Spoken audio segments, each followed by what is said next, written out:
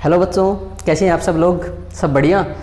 So last class में हमने start किया था the first chapter of biology, that is life processes. उसमें हमने न्यूट्रिशन के बारे में पढ़ा था। दो तरीके के ऑर्गेनिजम्स होते हैं। कौन कौन से? एक वो जो अपना फूड खुद सिंथेसाइज करते हैं, जिनको हम बोलते हैं ऑटोट्रॉफ्स, और उस न्यूट्रिशन को क्या बोलते हैं हम लोग? Autotrophic nutrition. दूसरे कौन से होते हैं? जो अपना फूड खुद सिंथेसाइज नहीं कर पाते, किसी दूसरे के ऊपर डिपेंड करते हैं, उनको हम बोलते हैं heterotrophs. Most of the bacteria जो है वो हेटेरोट्रॉफ्स होते हैं। ह्यूमन बींग्स जो है वो भी हेटेरोट्रॉफिक न्यूट्रिशन शो करते हैं, और जितने भी लगभग एनिमल्स हैं सारे heterotrophic mode of nutrition show करते हैं। उसके बाद हमने पढ़ा था प्रोसेस ऑफ फोटोसिंथेसिस। फोटोसिंथेसिस क्या होती है? वो प्रोसेस जिसमें प्लांट्स सनलाइट की हेल्प से अपना फूड सिंथेसाइज करते हैं। एक रिएक्शन हमने बताई थी फोटोसिंथेसिस की, इक्वेशन जो हमने बताई थी कि CO2 और H2O जो कंबाइन करके सनलाइट की प्रेजेंस में क्लोरोफिल जो पिगमेंट है लीव्स में, वो क्या बना लेगा? C6H12O6 दैट इज़ ग्लूकोज बना लेता है, और वहाँ पे O2 गैस रिलीज होती है। ठीक है। उसके बाद हमने बात की थी कि फोटोसिंथेसिस का मैकेनिज्म क्या होता है। दो तरीके की रिएक्शंस होती हैं। कौन कौन सी? लाइट रिएक्शन और डार्क रिएक्शन। लाइट रिएक्शन कौन सी थी? जो लाइट की प्रेजेंस में होती हैं, और वो कहाँ होती हैं? ग्रेना पार्ट में। ये NTSC के पॉइंट ऑफ व्यू से बहुत इंपॉर्टेंट है। लाइट रिएक्शन और डार्क रिएक्शन कई बार क्वेश्चन पूछ लेते हैं वो लोग। ठीक है। सो आपको ध्यान रखनी है, लाइट रिएक्शन कहाँ होंगी? Grana part of chloroplast. ठीक है। उसके बाद लाइट रिएक्शन के क्या क्या प्रोडक्ट्स थे? ATP and NADPH। तीन रिएक्शन पढ़ी थी हमने वहाँ पे। पहला क्या था? ATP की फॉर्मेशन होगी, दूसरा हाइड्रोलिसिस ऑफ वाटर होगा, और तीसरी रिएक्शन कौन सी थी?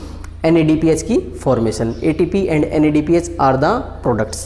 ठीक है। वो प्रोडक्ट फिर चल के आगे डार्क रिएक्शन में यूज होते हैं।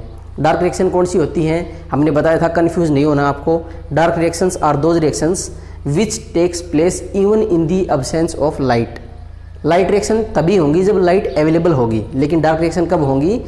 जब लाइट अवेलेबल नहीं है तब भी डार्क रिएक्शन हो सकती हैं। कई बच्चे कंफ्यूज रहते हैं कि डार्क रिएक्शन वो होती है जो डार्क में होती हैं। सो आपको कंफ्यूज नहीं होना है। ठीक है। उसके बाद हमने देखा था अलग अलग तरीके से न्यूट्रिशन। हमने बात की थी अमीबा के अंदर कि किस तरीके से अमीबा के अंदर न्यूट्रिशन होता है। आपको पता है कि अमीबा एक यूनिसेलुलर ऑर्गेनिज्म है, वहाँ पे कोई स्पेसिफिक डाइजेस्टिव ऑर्गन थोड़ी प्रेजेंट होता है, तो वो क्या करेगा? पूरे पार्टिकल को ही अपने अंदर ले लेता है। इस टाइप के न्यूट्रिशन को हम क्या बोलते हैं? Holozoic nutrition. उसमें भी बेसिकली 5 स्टेप्स होते हैं: ingestion, digestion, absorption, assimilation and egestion. आपको अच्छे से मालूम है। आज हम बात करते हैं ह्यूमन डाइजेस्टिव सिस्टम के बारे में। आपको पता है कि ह्यूमन डाइजेस्टिव सिस्टम के बारे में जब भी हम बात करेंगे तो दो कंपोनेंट्स होते हैं बेसिकली। कौन कौन से? एक तो होगी आपकी एलिमेंट्री कैनाल, और एक होते हैं एसोसिएटेड ग्लैंड्स। एलिमेंट्री कैनाल क्या होती है? एक लॉन्ग ट्यूब होती है जो माउथ से स्टार्ट होकर के एनएस तक जाती है। Alimentary canal is a long tube that starts from mouth and ends in NS. ठीक है।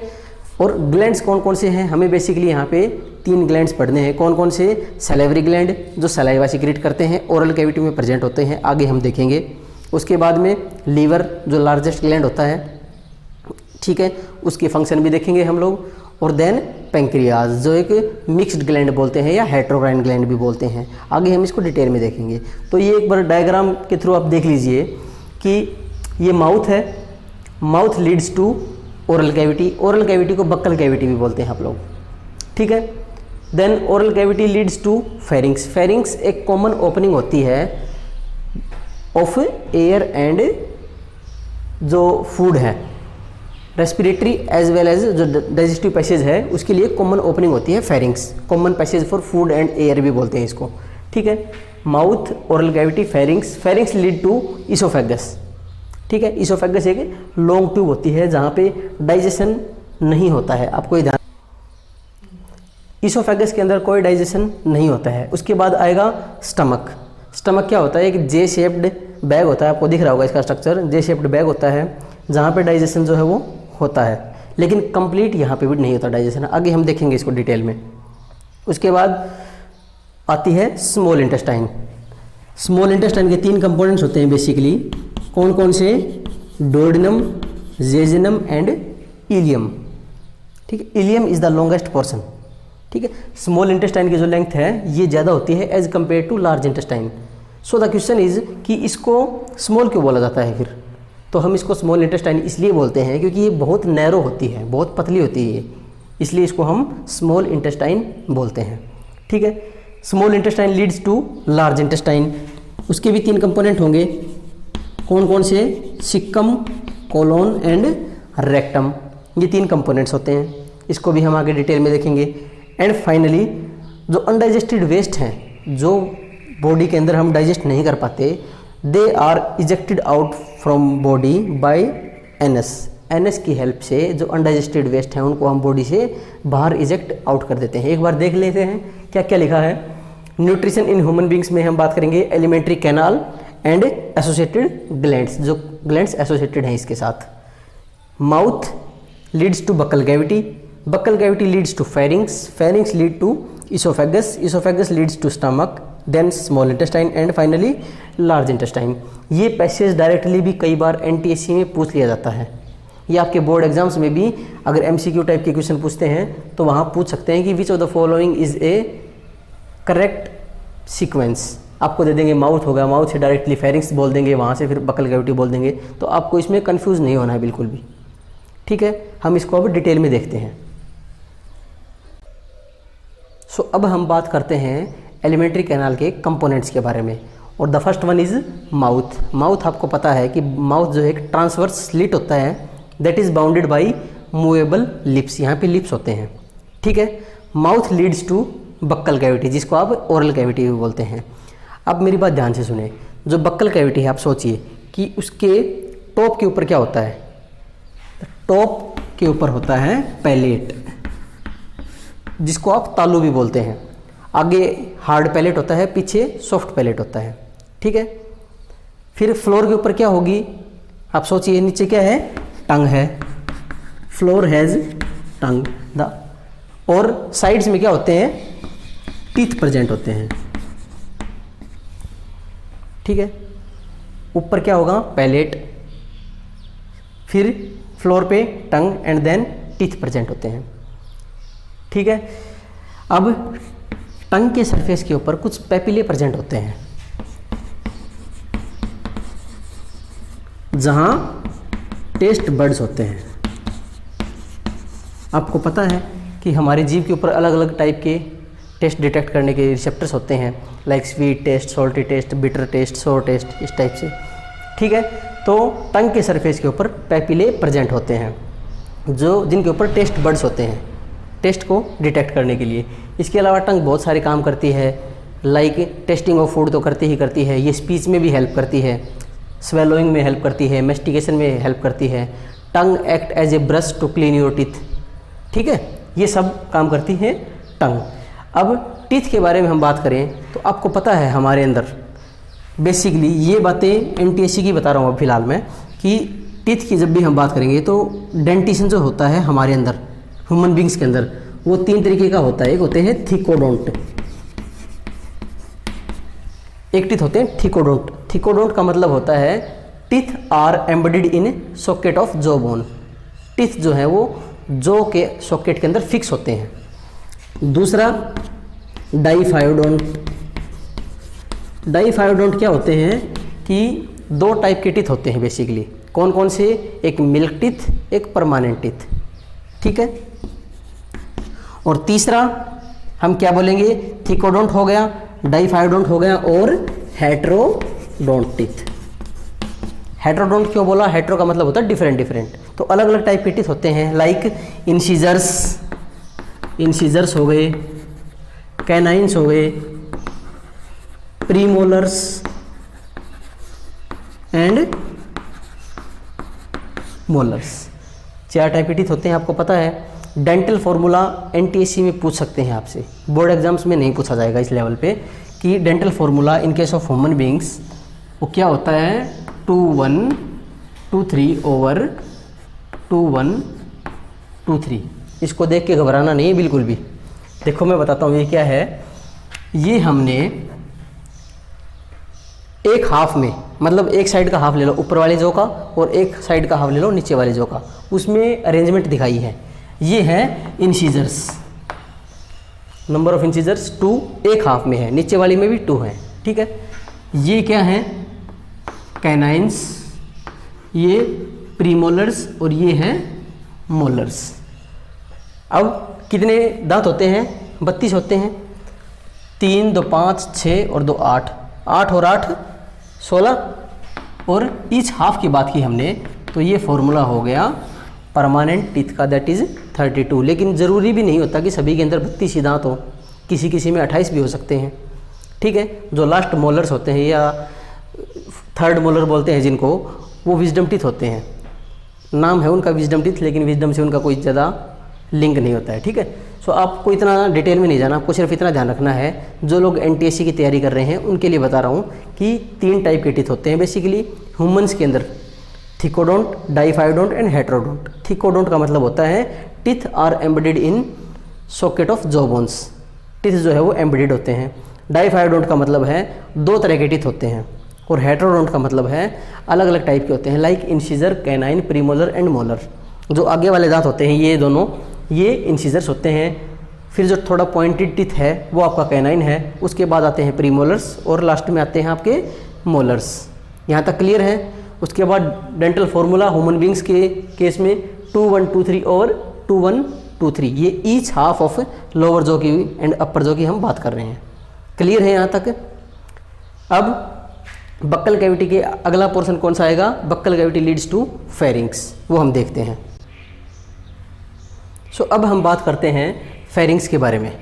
ठीक है, फेरिंग्स आपको पता होगा, it is A common passage for food and air. बहुत इंपॉर्टेंट क्वेश्चन है ये, आपके NTSC में पूछ सकते हैं, बोर्ड एग्जाम्स में पूछ सकते हैं। कि ऑप्शन दे देंगे आपको 4 और ऊपर पूछेंगे कि which of the following is a common passage for food and air. तो ऑप्शन में मिल जाएगा आपको फेरिंग्स हो गया, इसोफेगस हो गया, ट्रेकिया हो गया, इस टाइप से। तो आपको ध्यान रखना है, pharynx is a common opening for food and air. Clear है यहाँ तक? फेरिंग्स लीड्स टू फिर इसोफेगस। इसोफेगस क्या होती है? एक लॉन्ग ट्यूब होती है जो फूड को लेके जाती है। अब इसोफेगस के अंदर कुछ कॉन्ट्रैक्शन एंड रिलैक्सेशन मोमेंट्स चलते रहते हैं, और उनको हम बोलते हैं पेरिस्टालसिस या फिर पेरिस्टाल्टिक मोमेंट्स। बहुत इंपॉर्टेंट क्वेश्चन है, बोर्ड एग्जाम्स में काफ़ी पूछा जाता है कि what are peristaltic movements. The contraction and relaxation movements in the wall of oesophagus are called as peristaltic movements और पेरिस्टालसिस। क्लियर हो यहाँ तक? सो देख लेते हैं। इसोफेगस एंड ट्रेकिया ये ओपन होते हैं फेरिंग्स के अंदर। ट्रेकिया क्या होती है? ट्रेकिया आपको पता होगा विंड पाइप को बोलते हैं। ठीक है, और इसोफेगस और ट्रेकिया दोनों कहाँ पे ओपन होंगे? फेरिंग्स के अंदर। नेक्स्ट पॉइंट हम देखते हैं, एपिग्लोटिस एक स्ट्रक्चर होता है। एपिग्लोटिस को बोलते हैं कार्टिलेजिनस फ्लैप होता है, एक ढक्कन टाइप से होता है, जो किसको कवर करता है? ग्लोटिस को कवर करता है। और वो ग्लोटिस क्या होती है? Opening of wind pipe. देखिए, जब भी हम खाना खाते हैं तो क्या होता है कि चांसेस हैं कि वो खाना जो है वो विंड पाइप में चला जाए। क्यों? क्योंकि फेरिंग्स से होके गुजरना है उसको। तो फेरिंग्स का जिक्र हम यहाँ भी कर रहे हैं, हम रेस्पिरेटरी सिस्टम में भी इसका जिक्र करेंगे कि कॉमन ओपनिंग है फूड एंड एयर के लिए। वहीं से एयर भी पास होती है और वहीं से फूड भी पास होता है। तो कई बार जब हम खाना खाते हैं, बात भी कर रहे होते हैं साथ साथ में, तो कई बार आपको खांसी आ जाती है। ठीक है, तो हम ऐसे करते हैं ना, तो वो है एपिग्लोटिस। एपिग्लोटिस क्या करता है? It prevents the entry of food into the glottis. ये ग्लोटिस में एंट्री नहीं होने देता फूड की। और ग्लोटिस है क्या? Opening of wind pipe. मान लो विंड पाइप के ऊपर एक ढक्कन है ग्लोटिस, और उस ग्लोटिस को कौन कवर कर लेता है? एपिग्लोटिस, ताकि वो जो फूड है वो यहाँ ना जा पाए, वो सीधा स्टमक तक ही जाए। Is it clear? So peristaltic moments oesophagus के अंदर होंगी और फूड जो है वो pushed out in stomach. Food जो है वो स्टमक तक पहुंच जाता है। क्लियर हो यहाँ तक आपको? अब हम बात करते हैं स्टमक के बारे में। So oesophagus leads to stomach. Stomach क्या होता है? एक मस्कुलर बैग होता है, जे शेप्ड बैग जिसको बोलते हैं। वहाँ पे बहुत सारे गैस्ट्रिक ग्लैंड्स होते हैं। गैस्टर वर्ड जो है वो स्टमक के लिए ही यूज किया जाता है। ठीक है, तो gastric glands are present in stomach, और बहुत मिलियंस की अमाउंट में गैस्ट्रिक ग्लैंड्स जो है वो प्रेजेंट होते हैं स्टमक में। अब वो गैस्ट्रिक ग्लैंड जो है क्या सीक्रेट करते हैं? बहुत इंपॉर्टेंट है, 3 सब्सटेंस सीक्रेट करेंगे। कौन कौन से? हाइड्रोक्लोरिक एसिड HCl सीक्रेट करेंगे। ठीक है, दूसरा म्यूकस, और तीसरा पेप्सिन। अब HCl एक बहुत स्ट्रॉन्ग एसिड होता है, आपको पता है कि बहुत ज़्यादा स्ट्रॉन्ग एसिडिक होता है HCl। ये क्या करता है? एक स्टमक को एसिडिटी प्रोवाइड करता है। क्या करता है? एसिडिटी प्रोवाइड करता है स्टमक को। सो जो हार्मफुल बैक्टीरिया हैं जो फूड के साथ साथ हम खा लेते हैं, जैसे फूड खा रहे हैं तो साथ साथ बैक्टीरिया भी तो अंदर जा रहे हैं ना, तो उनको किल कौन कर देता है, ये HCl उन बैक्टीरिया को किल कर देता है। क्लियर है। फिर म्यूकस जो है वो क्या करेगा, अगर ये इतना स्ट्रॉन्ग एसिडिक है तो ये अंदर स्टमक को भी तो डैमेज कर सकता है ना, तो म्यूकस क्या करती है कि it protects the inner lining of stomach from the action of HCl। Hydrochloric acid के एक्शन से म्यूकस प्रोटेक्ट करती है। ठीक है। और कहाँ से प्रोड्यूस होती है ये, गोबलेट सेल से। NTSC में पूछ सकते हैं ये क्वेश्चन कि goblet cells produce mucus. Clear. Then एक होता है पेप्सिन। पेप्सिन क्या है, इसको एक बोलते हैं it is A proteolytic enzyme. Proteolytic enzyme होता है, नाम से पता चल रहा है। लाइसिस का मतलब होता है ब्रेकडाउन और प्रोटियो का मतलब है यहाँ पे प्रोटीन्स। तो प्रोटीन्स के ब्रेकडाउन के लिए कौन हेल्पफुल है, यहाँ पे पेप्सिन होता है। क्लियर। अब एक इम्पॉर्टेंट बात आप ध्यान रखना कि पेप्सिन जो है सिर्फ तभी एक्टिवेट होगा जब मीडियम एसिडिक होगा, और यही वजह है कि स्टमक के अंदर पेप्सिन प्रेजेंट होता है, स्मॉल इंटेस्टाइन के अंदर ये प्रेजेंट नहीं होता है। क्लियर है बात यहाँ तक। तो पेप्सिन क्या करेगा, प्रोटीन्स का ब्रेकडाउन करता है। ठीक है। तो एक पेप्सिनोजन होता है, एक प्रो एंजाइम होता है एक। ठीक है। ये पेप्सिन कैसे बनेगा, एक प्रो एंजाइम है, प्रो एंजाइम जिसको हम बोलते हैं पेप्सिनोजन। ये पेप्सिनोजन HCl की प्रेजेंस में, यहाँ पे मीडियम एसिडिक है HCl की वजह से, तो HCl की प्रेजेंस में पेप्सिन बना लेता है। और ये पेप्सिन क्या करेगा, फिर ये प्रोटीन्स को तोड़ेगा, प्रोटीन्स के ब्रेकडाउन में हेल्प करेगा। पेप्सिन प्रोटीन्स के ब्रेकडाउन में हेल्प करेगा और क्या बना लेगा, पेप्टाइड्स बना लेगा। ठीक है। क्लियर हुई बात यहाँ तक कि पेप्सिन जो है सिर्फ तभी एक्टिवेट होगा जब मीडियम एसिडिक होगा।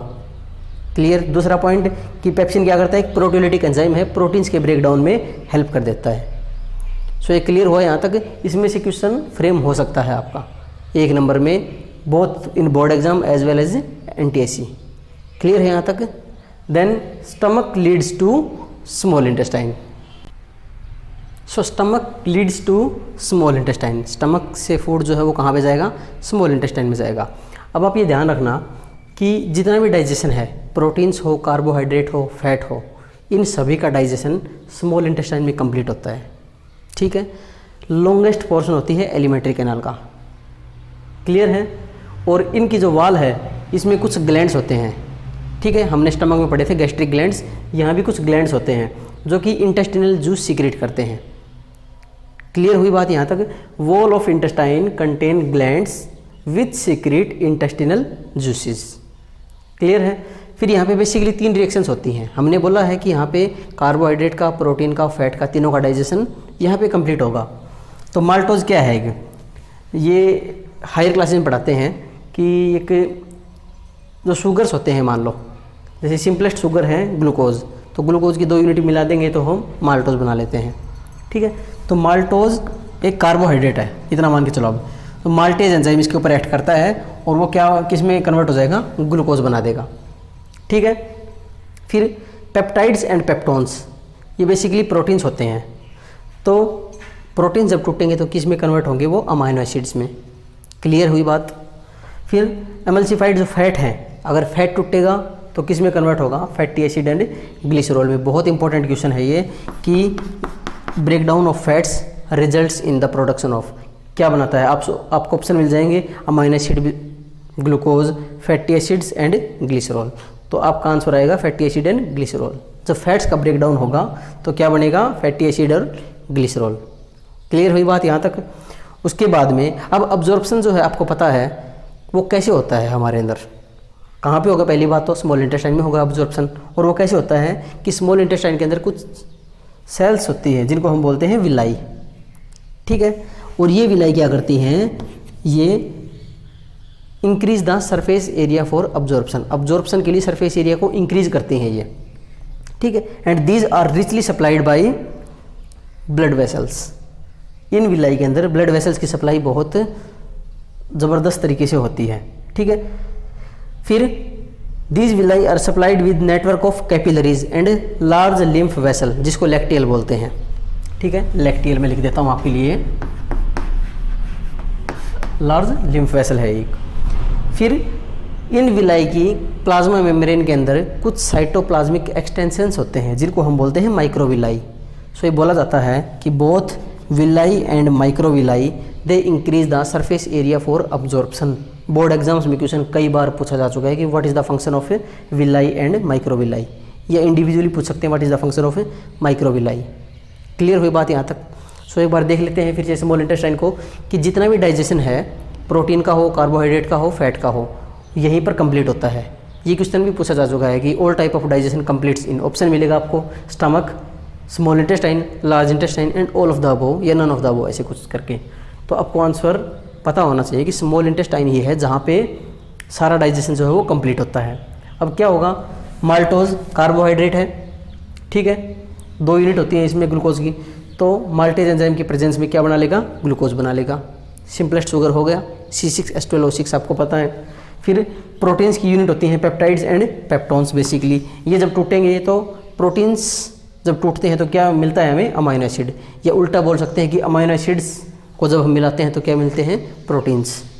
देन एमल्सिफाइड फैट्स, जब भी फैट्स का एमल्सिफिकेशन होता है तो वहाँ पे क्या मिलेगा हमें, फैटी एसिड एंड ग्लिसरॉल। ये भी पूछ सकते हैं आपसे कि फैट्स के ब्रेकडाउन से आपको क्या मिलेगा। बहुत इंपॉर्टेंट रिएक्शन है ये, कई बार NTSC में पूछा जा चुका है, बोर्ड एग्जाम्स में पूछा जा चुका है ये क्वेश्चन। क्लियर है बात यहाँ तक? फिर स्मॉल इंटेस्टाइन के अंदर अब्जॉर्प्शन कैसे होता है वो अगर देखें तो विलाई और माइक्रोविलाई होती हैं जो इंक्रीज करते हैं surface area for absorption, and these villi are richly supplied by blood vessels. इनके अंदर ब्लड वेसल्स की सप्लाई बहुत एक्सटेंसिव होती है, ठीक है। सो क्लियर हुआ यहाँ तक? अब हम बात करते हैं लार्ज इंटेस्टाइन की। लार्ज इंटेस्टाइन के बेसिकली 3 कंपोनेंट्स होते हैं, सिक्कम, कोलोन एंड रेक्टम। अब यहाँ पे क्या होगा देखिए, जो भी अनडाइजेस्टेड वेस्ट है बेसिकली, जो डाइजेस्ट नहीं हो पाया, क्योंकि डाइजेशन तो कंप्लीट कहाँ पे हो चुका है, स्मॉल इंटेस्टाइन में, तो जो भी अनडाइजेस्टेड वेस्ट है वो एंटर करते हैं लार्ज इंटेस्टाइन में। अब इससे पहले एक क्वेश्चन बता देता हूँ आपको। एक क्वेश्चन कई बार पूछा जाता है बोर्ड एग्जाम्स में आपके कि why do herbivores have a longer small intestine. Herbivores जो एनिमल्स हैं, herbivores have longer small intestine, why? Herbivores के अंदर जो स्मॉल इंटेस्टाइन है वो लॉन्ग होती है एज कम्पेयर टू जो कार्निवोर्स हैं, तो ऐसा क्यों? आप मुझे बता सकते हैं कि व्हाट्स द रीज़न कि herbivores have longer small intestine? तो द आंसर इज कि हर्बीवोर्स को सेलुलोज का डाइजेशन करना होता है, ठीक है, उनको सेलुलोज का डाइजेशन करना है, इसलिए उनके अंदर स्मॉल इंटेस्टाइन जो है वो काफ़ी लॉन्ग होती है। लेकिन कार्निवोर्स जो है वो बेसिकली क्या खाते हैं, वो तो मीट ही खाते हैं, एंड मीट एक कंपोजिट फूड है, इजी टू डाइजेस्ट है, सो इतना ज़रूरत नहीं पड़ती स्मॉल इंटेस्टाइन की in case of carnivores. So digestion of cellulose करने के लिए herbivores have longer small intestine. Clear हुई बात? सो अनडाइजेस्टेड फूड जो है वो कोलन में, caecum, colon and then rectum. जो डाइजेस्टेड फूड है वो सॉलिड्स की फॉर्म में जा करके इकट्ठा हो जाता है रेक्टम में, and passed out of the body by the help of NS की हेल्प से वो बॉडी से बाहर निकल जाता है। अब हम बात करते हैं एसोसिएटेड ग्लैंड्स के बारे में। लाइक कौन कौन से ग्लैंड्स थे? सैलिवरी ग्लैंड, पैंक्रियाज और लीवर। सो सैलिवरी ग्लैंड्स के बारे में अगर हम बोलें तो हम ये बोलेंगे कि कहाँ पे प्रेजेंट होते हैं। पहली बात तो ओरल कैविटी में प्रेजेंट होते हैं। फिर क्या करते हैं, salivary gland secret saliva. Saliva में बेसिकली क्या होता है, 99.5% जो है वो वाटर होता है और 0.5% जो है उसमें अदर सब्सटेंस होते हैं, लाइक आयंस हो गए, मिनरल्स हो गए, बहुत सारी आयंस होते हैं, sodium ion, potassium ion, bicarbonate ion, वो आपको नहीं पढ़ना है। सलाइवा के अंदर एक एंजाइम होता है, उसको बोलते हैं सैलिवरी अमाइलेज, जिसका दूसरा नाम होता है टायलिन। ठीक है, ये क्या करता है सैलिवरी अमाइलेज, ये स्टार्च का ब्रेकडाउन कर देता है। अब स्टार्च क्या चीज़ है, स्टार्च भी एक कॉम्प्लेक्स कार्बोहाइड्रेट होता है, तो स्टार्च का ब्रेकडाउन होगा तो माल्टोज बन गया। हमने अभी इससे पहले देखा था कि माल्टोज जो था वो अगर टूटेगा तो फिर ग्लूकोज बना देगा। क्लियर हुई बात यहाँ तक? तो आपको ध्यान क्या रखना है, salivary glands produce saliva, saliva contains enzyme salivary amylase, जिसको हम टाइलिन भी बोलते हैं या इसको डायस्टेज भी बोलते हैं। ठीक है, और जो सलाइवा की पीएच है वो होती है 6.8 pH. PH of saliva is 6.8। 8। यहाँ तक आपको क्लियर आइडिया रखना है, ठीक है, सैलिवरी ग्लैंड्स के बारे में। उसके बाद हम बात करते हैं लीवर के बारे में। आप सभी को मालूम है कि liver is the largest gland of the body, about 1.5 kg का वेट होता है, ठीक है। कहाँ पे सिचुएटेड होता है? Situated on the right side of abdomen, ठीक है, just below the diaphragm. Diaphragm के नीचे प्रेजेंट होता है ये। अब ये डायफ्राम क्या चीज़ है? तो डायफ्राम हम रेस्पिरेटरी सिस्टम में पढ़ेंगे कि it is a sheet of muscle which helps in inspiration as well as expiration. मतलब सांस को अंदर लेने में और बाहर छोड़ने में डायफ्राम ही हेल्प करता है, ठीक है। तो लीवर क्या सिक्रेट करता है? Liver secrete bile juice. ये देखिए, लीवर की 2 लॉब्स होती हैं, 1 और 2। लीवर क्या करता है? बाइल जूस सिक्रेट करता है। अब बाइल जूस क्या चीज़ है? बाइल जूस जो है उसमें 2 पिगमेंट्स होते हैं, बेसिकली 2 चीज़ें होती हैं। एक तो बाइल साल्ट्स होंगे, बाइल सॉल्ट्स होंगे, और बाइल पिगमेंट्स होते हैं। बाइल पिगमेंट कौन कौन से होते हैं? Bilirubin and biliverdin. Yellowish colour के पिगमेंट्स होते हैं ये, bilirubin and biliverdin. These are the bile pigments. Clear हुई बात यहाँ तक आपको? तो लीवर के बारे में क्या ध्यान रखना है? लार्जेस्ट है, बाइल का सिक्रेशन करता है। Liver secretes bile juice. और बाइल जूस में क्या क्या होता है? Bile salts and bile pigments. फिर बाइल पिगमेंट्स कौन कौन से होते हैं? Bilirubin and biliverdin. अब अगर हम बात करें गोल ब्लैडर के बारे में, तो ये स्ट्रक्चर आपको दिख रहा होगा यहाँ पे। कहाँ पे प्रेजेंट है? लीवर के अंदर। तो एक चीज़ ध्यान रखनी है आपको कि लीवर जो है बाइल जूस को प्रोड्यूस करता है। लीवर प्रोड्यूसेस बाइल जूस और बाइल, ठीक है। लेकिन bile is stored in gall bladder. ये चीज़ बड़ी कन्फ्यूजिंग होती है, बच्चे कन्फ्यूज रहते हैं इन दोनों में कि बाइल का नाम तो दोनों में आता है, लेकिन कौन सा स्टोर करता है, कौन सा प्रोड्यूस करता है। तो ध्यान रखना, लीवर प्रोड्यूस क्या करता है? Bile juice. और गॉल ब्लैडर क्या करेगा? Gall bladder stores the bile, ये स्टोर करता है। सो अगर फंक्शंस की बात करें तो गोल ब्लैडर क्या करेगा? बेसिकली एक तो फूड को एल्कलाइन बनाता है, food alkaline. Functions of bile की अगर हम बात करें तो bile makes the food alkaline, food को एल्कलाइन बनाएगा। और दूसरा एमल्सिफिकेशन ऑफ फैट्स में भी हेल्प करता है, एमल्सिफिकेशन ऑफ फैट। अब बार बार ये वर्ड आ रहा है, एमल्सिफिकेशन ऑफ फैट।